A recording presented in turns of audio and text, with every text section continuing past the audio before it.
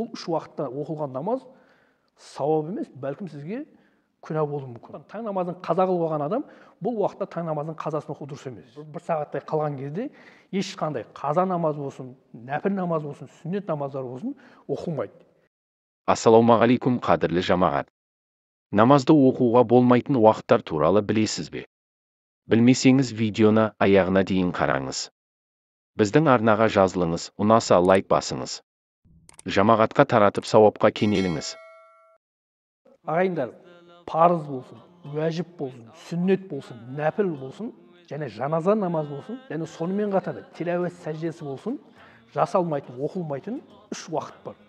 Бұл осы 3 уақытқа қатты мән беруіміз керек. Өйткені бұл 3 уақытта оқылған намаз сауап емес, бәлкім сізге күнә болуы мүмкін.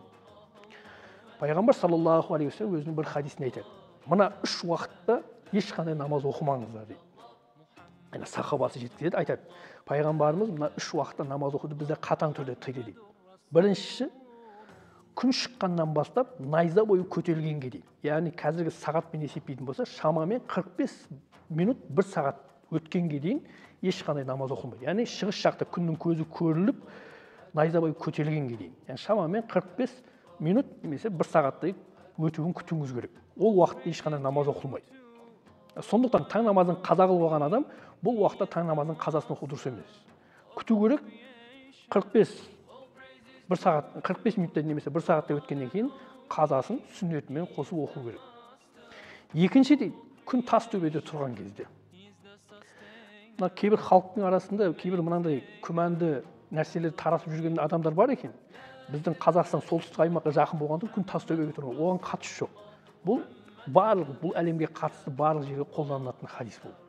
Сондықтан бесін намазына 20 минуттай, 15 минуттай қалған кезде ешқандай намаз оқылмайды. Яғни ол пайғамбарымыздың айтуы бойынша күн тас төбеде тұрған уақыт дейді. Сол үшін бесін намазына бір 15 минут немесе 20 минут қалған кезде ешқандай намаз оқылмайды. Сондықтан ол уақыттың өтуін күтіп, яғни бесін намаз уақыт кіргеннен кейін барып, сол уақыттың намазын қаласа, қаза намазын қаласа, нәпіл сүннет намаздарды оқи берсеңіз болады. Үшінші оқылмайтын уақыт, яғни пайғамбарымыздың сахабасын жеткізу бойынша күн батайын деп жатқан уақыт. Яғни күн батуына қазіргі уақытпен есептейтін болса, 1 сағаттай қалған кезде. Яғни пайғамбарымыз хадисінде айтады, күн сарғайып, бозарып, жаңағы күн батуға таяған кезде ешқандай намаз оқылмайды дейді. Сондықтан да жаңағы қазіргі уақытпен күн батуына 1 сағат қалған кезде ешқандай намаз оқылмайды. Тек қана сол күнгі аср намаз өз уақытында оқылмаған болса, яғни қандай да бір жұмысыңызбен, шаруаңызбен кешіктіріп алатын болсаңыз, сол күнгі аср намазды күн батқанға дейін оқысаңыз болады. Ал аср намазы оқыдыңыз, күн батуына шамамен 1 сағаттай қалған кезде ешқандай қаза намаз болсын, нәпіл намаз болсын, сүннет намаздар болсын оқылмайды. Енді осы сұраққа қосымша мағлұмат ретінде, осы 3 уақытта мешітке кіріп қалған адам не істейді? Осы 3 уақытта ол кезде мешіт ақысы болған 2 ракат нәпіл намаз оқылмайды. Осы 3 уақытта кірген адам ол уақытта намаз оқымайды, тек қана Аллаға тәсбih айтса болады, немесе пайғамбар саллаллаху алейхи уассаламға салауат айтса болады, немесе жай ғана отырып Құранын немесе басқа да зікірлерін айтып отыруына болады. Ва ахир даван анил хамдулиллахи раббил аламин.